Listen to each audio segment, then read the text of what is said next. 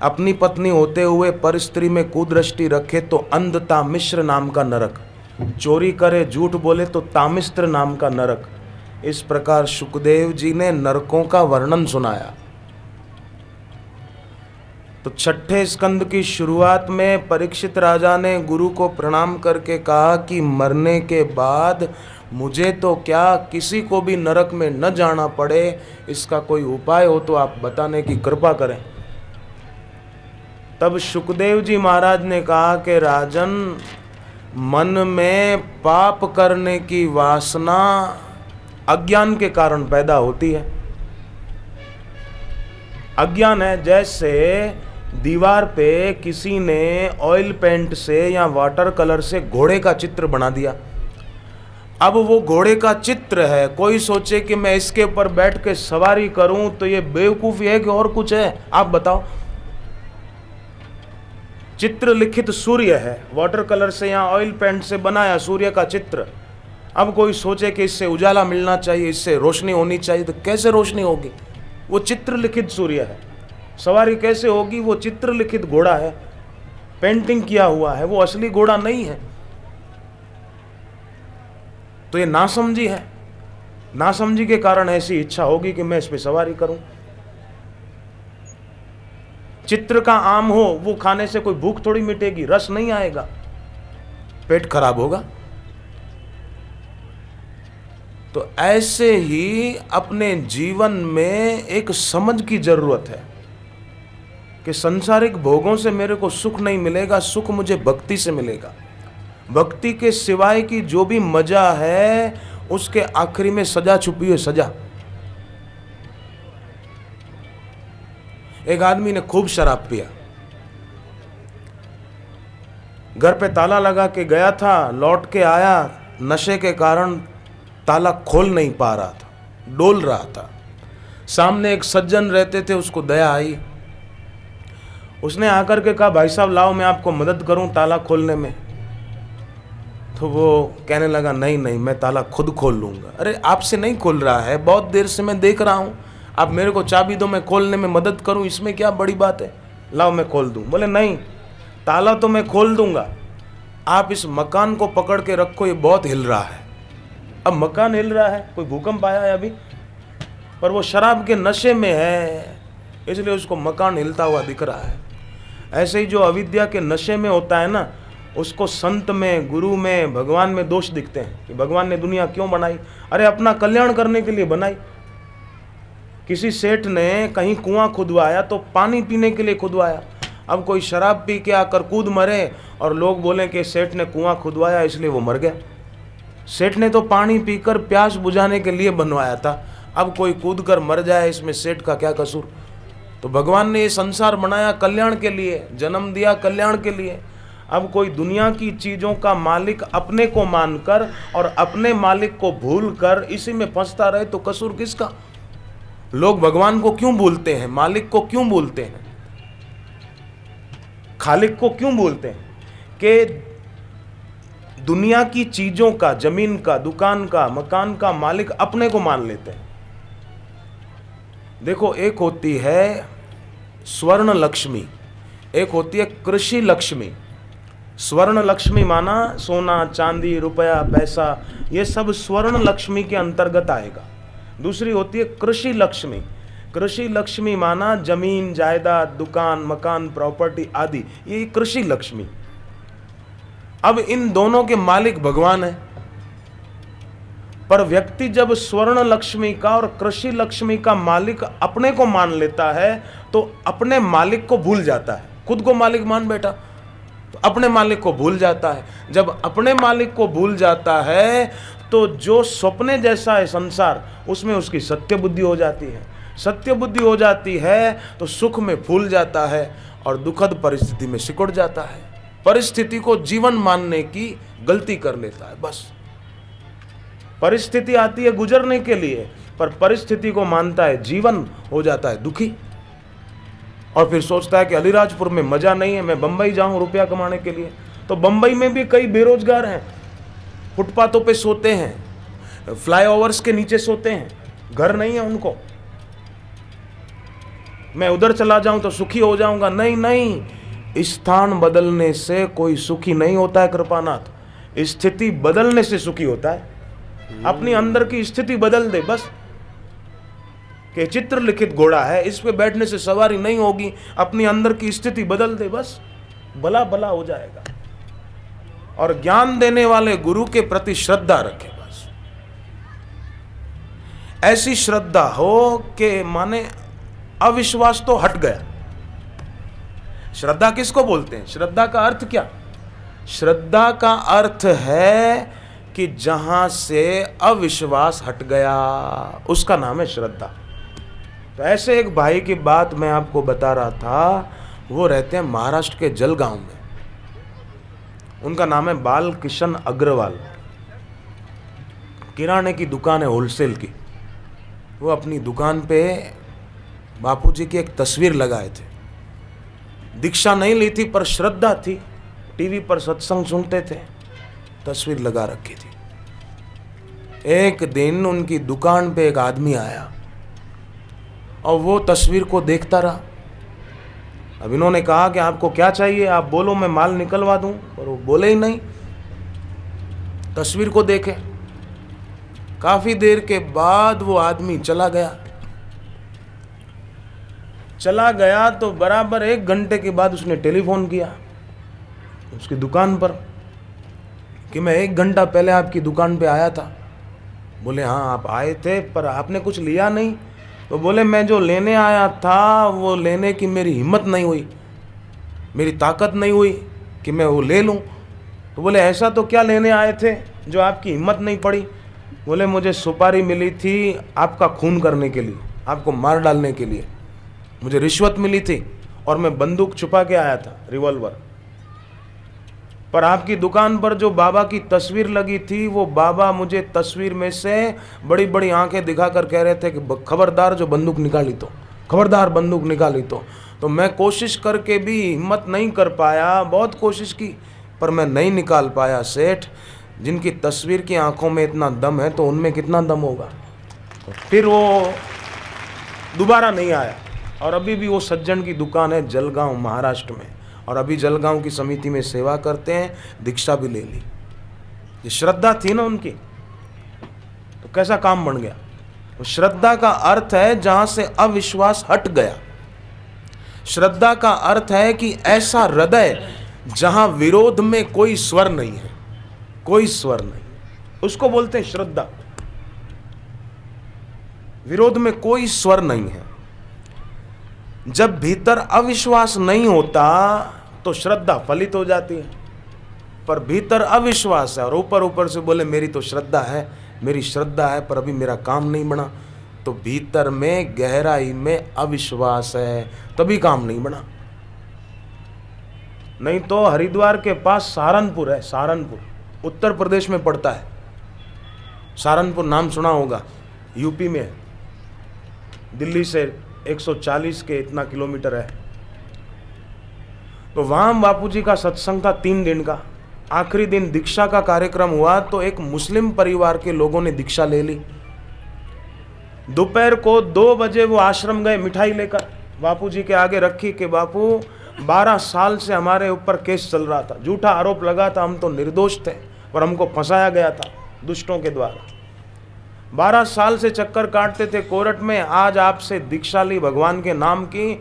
और फिर हम, आज तारीख भी थी 9:30 के बाद, जब कार्यक्रम पूरा हुआ दीक्षा का तो हम कोर्ट में गए और 12 साल से धक्के खा रहे थे। आज न्यायाधीश ने हमारे पक्ष में ही फैसला सुना दिया और हम मिठाई लेकर प्रसाद लाए हैं, गुरुदेव स्वीकार करो। मुस्लिम परिवार के लोग थे। शंका हो तो मैं एड्रेस दूं, आप जाके जांच करो, कोर्ट में जांच करो।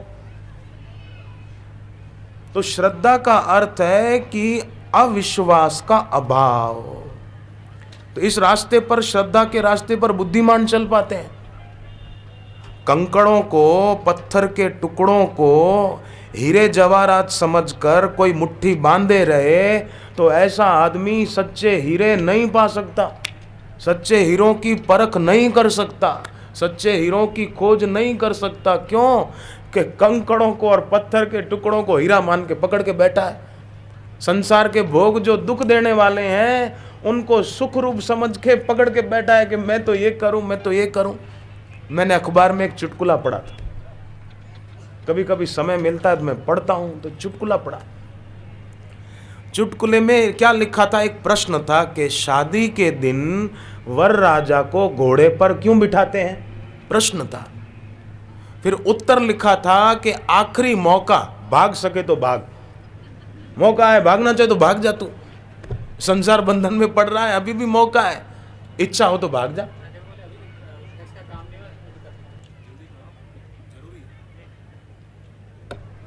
तो जैसे उसको लिखा था कि आखिरी मौका, भाग सके तो भाग, मनुष्य जन्म भी एक आखिरी अवसर है, जाग सके तो जाग, भागना नहीं है, जागना। उठो मानव आंख खोलो, सो चुके हो अब न सोना। उठो मानव आंख खोलो, सो चुके हो अब न सोना। स्वर्ण घड़ियां कदाचित तुम खो चुके हो अब न खोना। स्वर्ण घड़ियां कदाचित तुम खो चुके हो अब न खोना। बहुत ही सुंदर समय है, जागृत जीवन बिताओ। बहुत ही सुंदर समय है, जागृत जीवन बिताओ। कहीं भी कर्तव्य पालन में न तुम आलस्य लाओ। कहीं भी कर्तव्य पालन में न तुम आलस्य लाओ। सबल होकर बहुत दुर्बल हो चुके हो अब न होना। सबल होकर बहुत दुर्बल हो चुके हो अब न होना। उठो मानव आंख खोलो, सो चुके हो अब न सोना। उठो मानव आंख खोलो, सो चुके हो अब न सोना। मिल रहा है वही तुमको जो कि पहले से दिया है। मिल रहा है वही तुमको जो कि पहले से है। उसी का फल सामने है, शुभाशुभ जैसा किया है। उसी का फल सामने है, शुभाशुभ जैसा किया है। बीज अनुचित कर्म के यदि बो चुके हो अब न बोना। बीज अनुचित कर्म के यदि बो चुके हो अब न बोना। उठो मानव आँख खोलो, सो चुके हो अब न सोना। उठो मानव आँख खोलो, सो चुके हो अब न सोना। हम लोग किसी को आई फ्लू होता है ना तो बोलते हैं आंख आ गई है ना, बोलते हैं आंख आ गई है। भाई चश्मा पहनो, चश्मा, दूसरे को रोग लगेगा, आंख आ गई। आंख आ जाए तो तकलीफ होती है, बहनों होगी कि नहीं होगी? होगी ना। आंख आए तो तकलीफ, और बुढ़ापे में आंख जाए तो तकलीफ। आए तो भी तकलीफ, जाए तो भी तकलीफ। रास्ते से जा रहे हैं और आंख में कुछ पड़ जाए, किराने की दुकान के सामने से जाए, मिर्ची का कण पड़ जाए तो तकलीफ। हाँ, आंख में कुछ पड़ जाए तो भी तकलीफ, और आंख किसी पर पड़ जाए तो भी तकलीफ। आंख आए तो तकलीफ, जाए तो तकलीफ। आंख में कुछ पड़ जाए तो तकलीफ, और आंख किसी पर गलत भाव से पड़े तो भी तकलीफ, पर आंख खुल जाए तो कोई तकलीफ ही नहीं है। आंख खुल जाए, श्रद्धा की, विवेक की, भक्ति की, ज्ञान की आंख खुल जाए। देखो भाई, 18वीं सदी के जो विज्ञानी थे ना, ध्यान देना कृपा करके, आप पढ़े लिखे समझदार लोग हैं, 18वीं सदी के जो विज्ञानी थे वो सोचते थे कि 100 वर्षों में ऐसा कुछ हो जाएगा कि दुनिया में कुछ भी जानने योग्य बचेगा ही नहीं। ये 18वीं सदी के विज्ञानियों का सोचना था। 100 वर्षों में बोले हम सब कुछ खोज लेंगे, रिसर्च कर लेंगे, कुछ नहीं बचेगा जानने को। और अब विज्ञानी ये कहते हैं कि जितना हमने जाना वो तो कुछ नहीं, लेकिन जितना हमने जानने की कोशिश की उससे 1000 गुना अनजाना प्रकट हो गया है। अब हमको लगता है कि हमने अभी तक कुछ भी रिसर्च नहीं की। पहले लगता था 18वीं सदी में कि आने वाले 100 वर्षों में हम सब कुछ खोज लेंगे, कुछ रिसर्च करने को बाकी नहीं बचेगा। पर अब कहते हैं कि जितना जाना उससे 1000 गुना ज्यादा अनजाना प्रकट हो गया है। जब विज्ञानी भी सब कुछ रिसर्च नहीं कर पाते हैं, इलेक्ट्रॉन, प्रोटॉन, न्यूट्रॉन की बात तो बताई विज्ञानियों ने, पर इलेक्ट्रॉन को विज्ञानी आज तक देख नहीं पाए हैं। मैं बिल्कुल पक्की बात कह रहा हूं, आज तक देख नहीं पाए, और भविष्य में दिखेगा ऐसी उनको आशा भी नहीं है। फिर भी विज्ञानी इस बात को मानते हैं। जब विज्ञानी को इलेक्ट्रॉन नहीं दिखता फिर भी मानते हैं, तो हमको भगवान साकार रूप में न दिखे तो भी मानने में क्या घाटा है, क्या बुराई है। प्रहलाद बोलते थे भगवान कहां नहीं है, और हिरण्याकश्यपु बोलता था भगवान कहां है। प्रहलाद बोलते थे भगवान कहां नहीं है, तो उसके लिए भगवान खंबे में से प्रकट हो गए। अब खंबे तो आज भी हैं पर प्रहलाद नहीं है। खंबे तो आज भी हैं, भगवान क्यों नहीं प्रकटते कि प्रहलाद नहीं है। हम सबकी इतनी दृढ़ मान्यता नहीं कि वो हैं। आप एक बात बताने की कृपा करो मुझे, बहने भाई सभी, छोटा बच्चा होता है ना, बच्चा, वो मां की गोद में कई बार रोता है। तो क्यों रोता है? क्या मां उसका बुरा चाहती है इसलिए रोता है? नहीं नहीं, मां सोच भी नहीं सकती, करने की बात तो दूर है। फिर भी बच्चा रोता क्यों है मां की गोद में? इसलिए कि बच्चे को पता नहीं है कि मेरी मां मेरा कितना भला चाहती है, ये बच्चे को पता नहीं है, इसलिए बच्चा रोता है।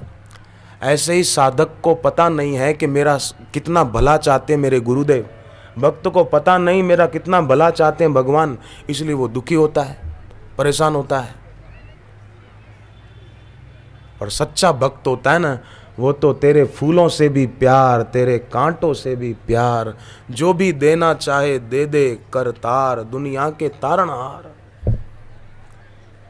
तेरे फूलों से भी प्यार, तेरे कांटों से भी प्यार, तेरे फूलों से भी प्यार, तेरे कांटों से भी प्यार, जो भी देना चाहे दे दे करतार, दुनिया के तारणहार। जो भी देना चाहे दे दे करतार, दुनिया के तारणहार। तेरे फूलों से भी प्यार, तेरे कांटों से भी प्यार, तेरे फूलों से भी प्यार, तेरे कांटों से भी प्यार। हमको दोनों है पसंद तेरी धूप और छाँव, हमको दोनों है पसंद तेरी धूप और छाँव। दाता किसी भी दिशा में ले चल जिंदगी की नाव, दाता किसी भी दिशा में ले चल जिंदगी की नाव। चाहे हमें लगा दे पार, चाहे छोड़ हमें मझधार, चाहे हमें लगा दे पार, चाहे छोड़ हमें मझधार। जो भी देना चाहे दे दे करतार, दुनिया के तारणहार। जो भी देना चाहे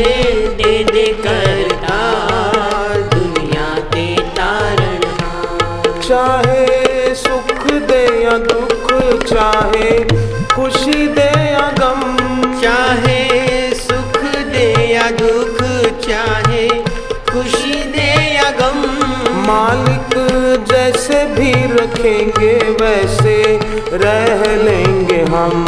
मालिक जैसे भी रखेंगे वैसे रह लेंगे हम। चाहे कांटों के दे हार, चाहे हरा भरा संसार, चाहे कांटों के दे हार, चाहे हरा भरा संसार, जो भी देना चाहे दे दे करतार, दुनिया के तारणहार।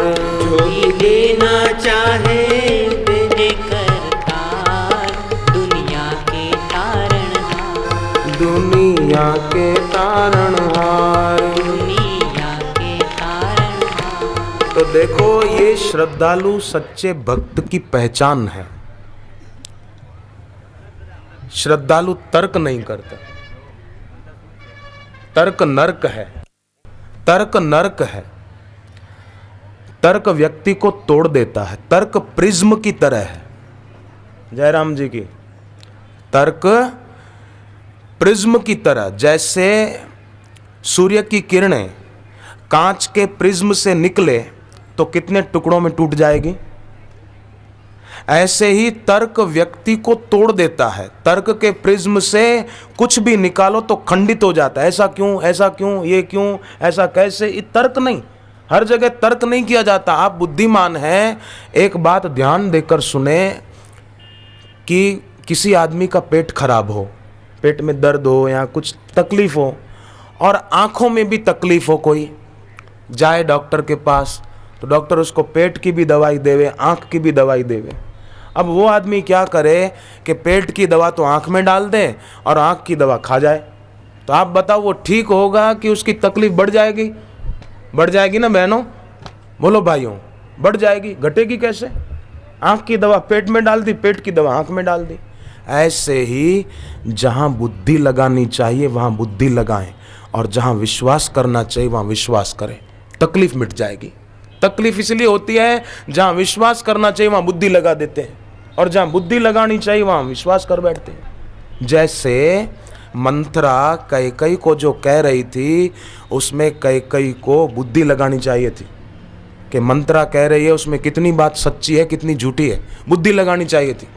पर कैकई ने मंत्रा की बातों पे विश्वास कर लिया और जिस भगवान के प्रति विश्वास करना चाहिए था कि राम जी हमारा बुरा सोच नहीं सकते, उन भगवान के प्रति बुद्धि लगा दी, तर्क किया। तो क्या हुआ कि कैकई की मांग का सिंदूर मिट गया और उनका बेटा ही उनका दुश्मन बन गया। भरत जी कभी भी कैकई जी को मां कह के नहीं बुलाते थे, ऐसा हो गया। क्या फायदा मिला? जहां बुद्धि लगानी चाहिए थी वहां विश्वास कर लिया, मंत्रा की बातों में आ गई।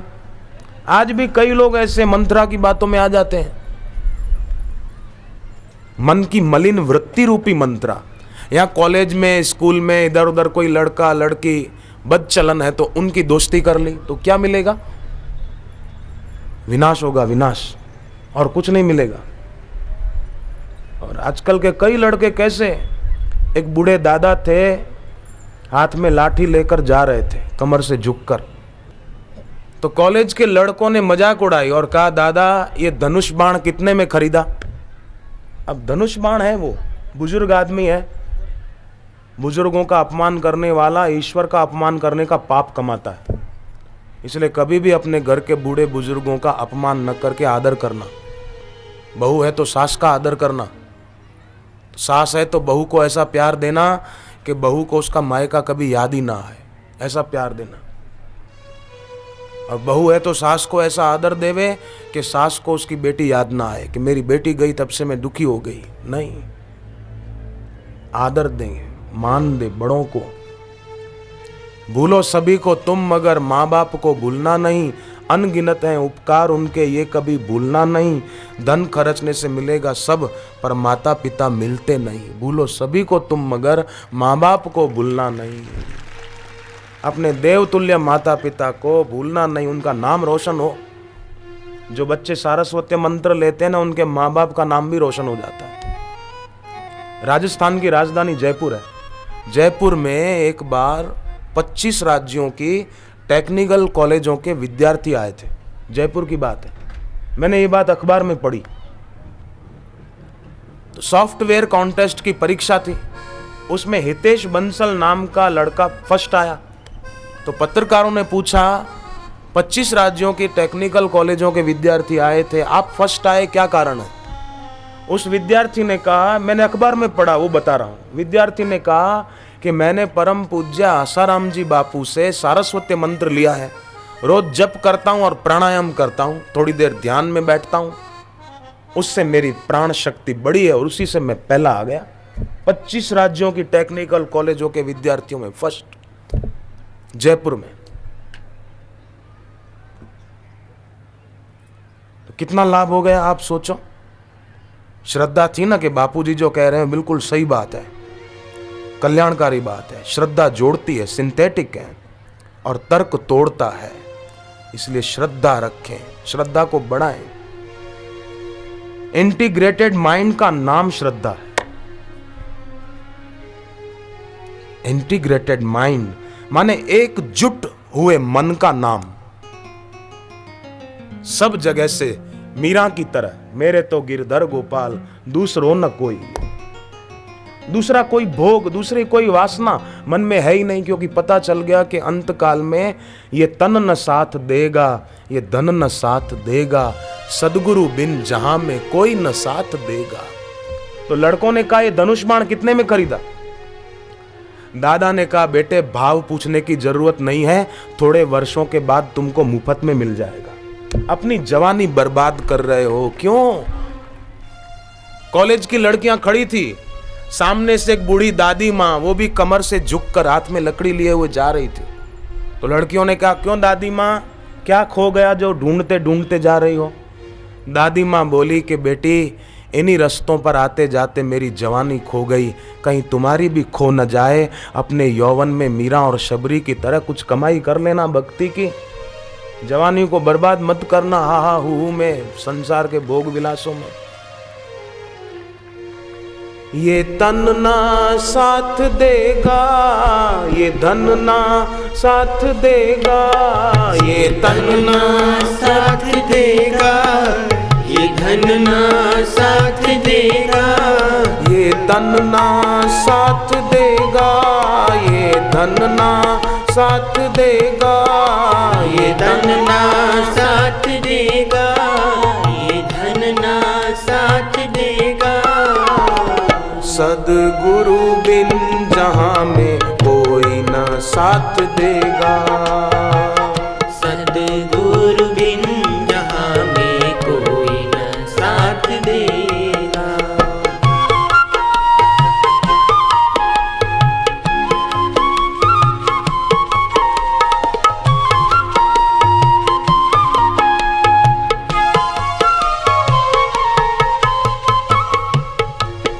शरीर साथ नहीं देगा, शरीर छूट जाए उसके पहले जिसने शरीर दिया है, भगवान का साक्षात्कार करने के लिए भगवान नहीं दिया है, तो उसके लिए कुछ कमाई कर ले। जिन्होंने दीक्षा ली कितने भाग्यशाली हैं कि आज दीक्षा मिल गई भागवत एकादशी को। उसका जप करना, देखना परिणाम जीवन में थोड़े ही दिनों में दिखाई देने लगेगा। मैंने देखा है खुद, मेरी बड़ी बहन ने दीक्षा ली, उसकी शादी कितने अच्छे घर में हो, कितनी सुखी है वो, और भक्ति भी करती है, आश्रम में आती दर्शन करने। धन माल खूब जोड़ा, ऊंचा महल बनाया, दिया दान न कभी भी, ना पुण्य ही कमाया, दिया दान न कभी भी, ना पुण्य ही कमाया, ना तो कभी किसी का दुख दर्द ही मिटाया, सब छोड़ कर चला तू, कुछ भी काम ना आया, सब छोड़ कर चला तू, कुछ भी काम न आया। ये कोठी महल और बंगले वैभव ना साथ देगा, ये महल और बंगले वैभव ना साथ देगा। सदगुरु बिन जहाँ में कोई न साथ देगा। सदगुरु बिन जहाँ में कोई न साथ देगा।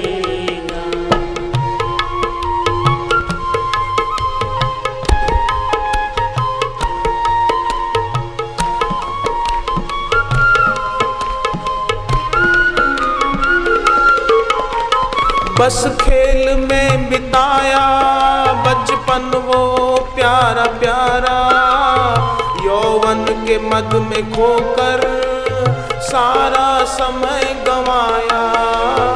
यौवन के मद में खोकर सारा समय गंवाया। आया बुढ़ापा दिखता कोई नहीं सहारा, आंखों से बह रही है दिन रात अश्रु धारा। आंखों से बह रही है दिन रात अश्रु धारा। जब काल सर पे आए कोई ना साथ देगा। जब काल सर पे आए कोई ना साथ देगा।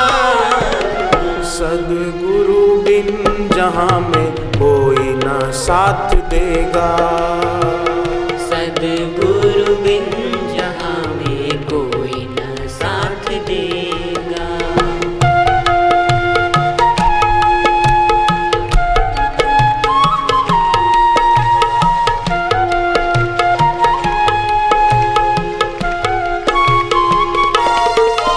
न गोरा तन रहेगा न रूप ही रहेगा, तेरी जवानी का मद भी कभी न रह सकेगा। तेरी जवानी का मद भी कभी भी रह न सकेगा। जिस तन को तू सजाता वो धूल में मिलेगा।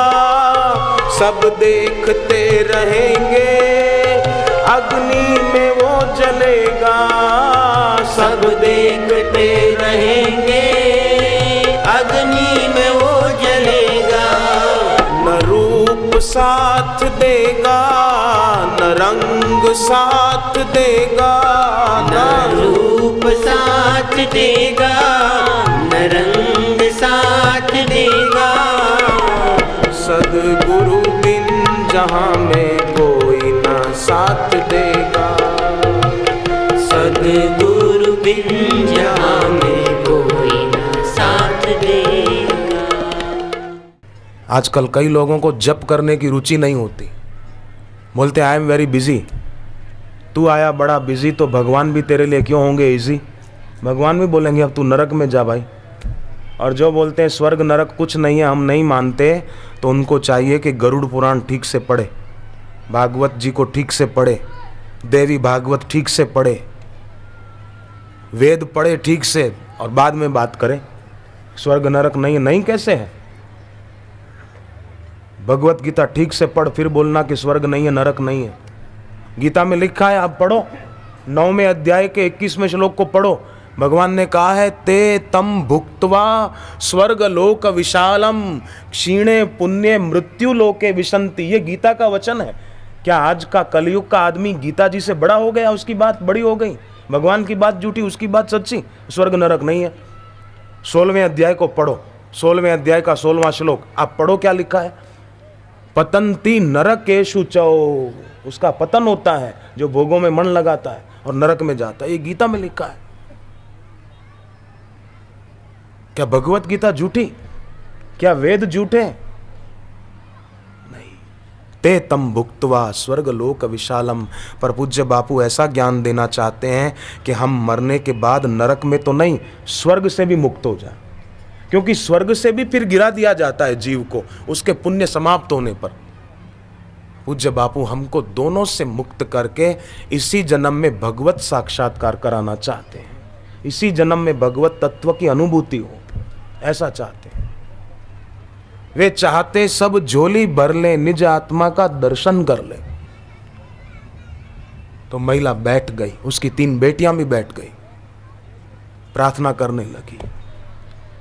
और सब सहारे तो टूट जाते हैं, एक आपका सहारा सच्चा है, आपका सहारा न टूटे, बस भक्ति न छूटे, बाकी सब छूटे तो छूटे, वैसे भी एक दिन तो सब छूट ही जाएगा, क्या रहेगा, भक्ति न छूटे।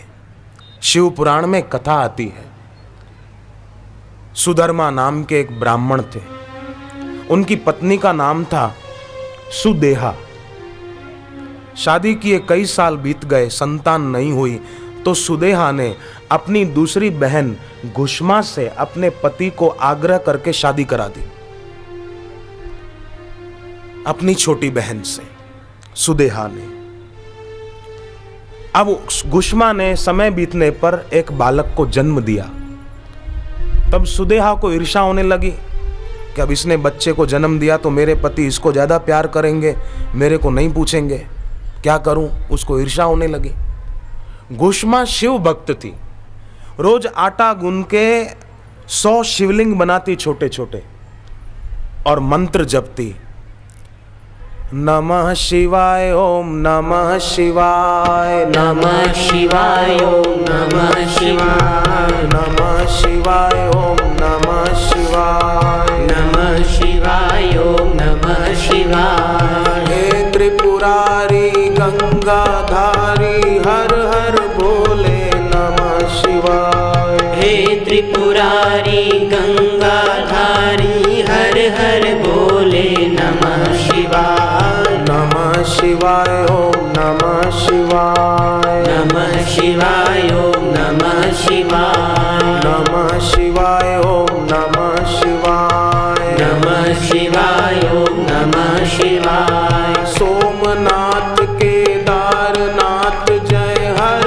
हर बोले नमः शिवाय, सोमनाथ केदारनाथ जय हर हर बोले नमः शिवाय। हे रामेश्वर महाकालेश्वर हर हर बोले नमः शिवाय, हे रामेश्वर महाकालेश्वर हर हर बोले नमः शिवाय, नमः शिवाय ओम नमः शिवाय, नमः शिवाय ओम नमः शिवाय। इस प्रकार वो जप करती, शिव जी की पूजा करती।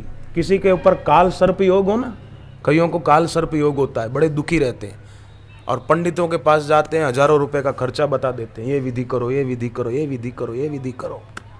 चौथे स्थान पे राहु बैठा है, 5वें में केतु बैठा है, 6ठे में ये बैठा है, कोई नहीं बैठा, तू बैठा है, तू उतर जा नीचे बस। एक ग्रहों के देवता होते हैं, देवता, ये हमारे दुश्मन नहीं है। हमने उनका क्या बिगाड़ा जो हमारा कुछ बिगाड़ देंगे? क्या बिगाड़ा हमने उनका? हमारी उनसे क्या दुश्मनी? बेकार में डरे जा रहे हैं। अभयम सत्व संशुद्धि भगवान ने कहा, और हम भक्त ऐसे के डरे जा रहे हैं, ऐसा हो जाएगा, ये हो जाएगा, ये हो जाएगा। नहीं, हिम्मत न हारिए, प्रभु न बिसारिए।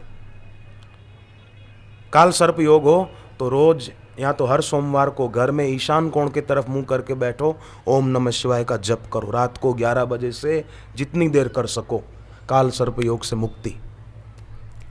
हर शिवरात्रि को घर के दरवाजे के बाहर पिसी हुई हल्दी से स्वस्तिक बना दो, काल सर्प योग से मुक्ति।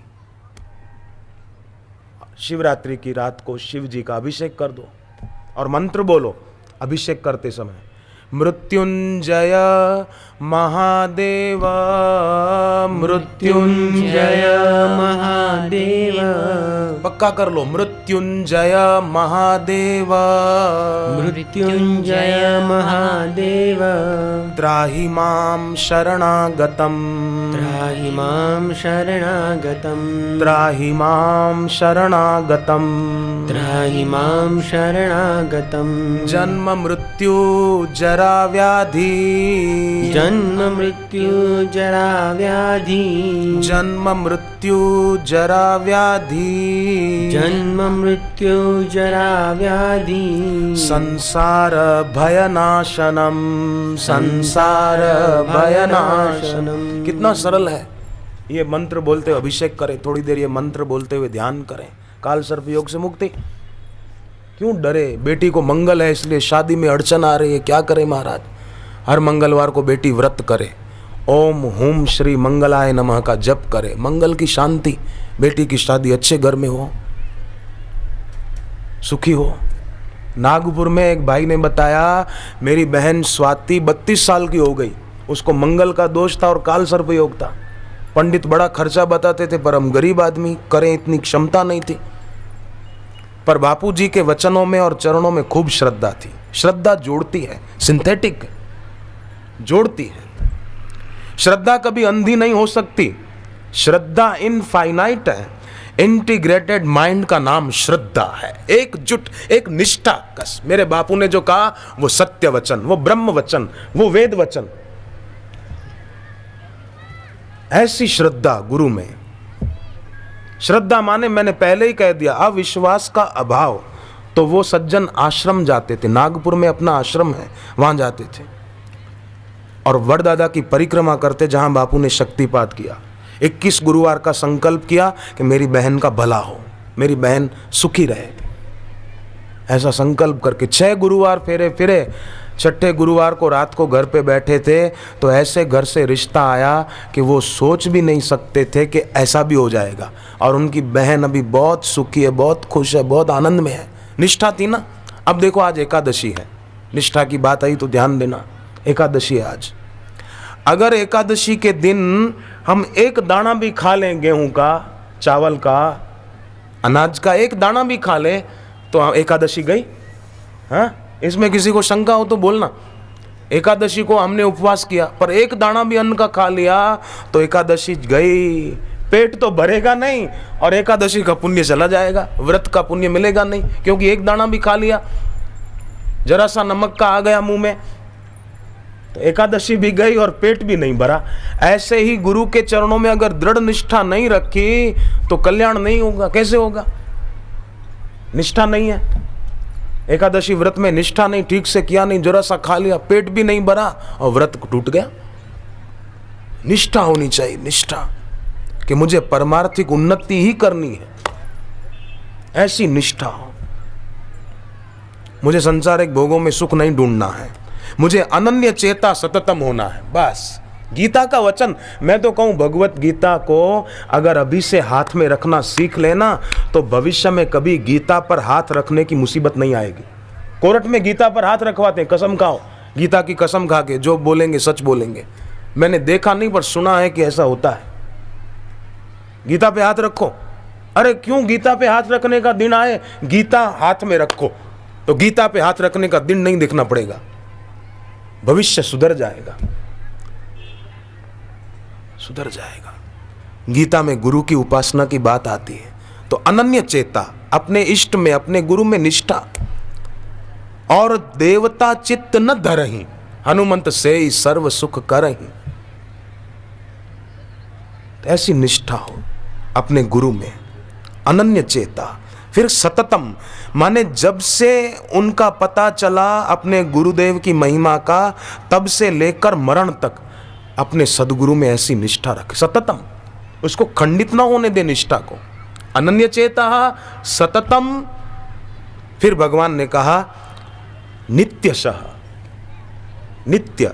नित्य माने सुबह उठे तब से लेकर रात को जब तक सोए नहीं तब तक, ऐसी निष्ठा रखे। अनन्य चेता सततम योमाम सुमृति नित्यशः। भूले नहीं, तुमको न भूलें ओ सदगुरु देवा।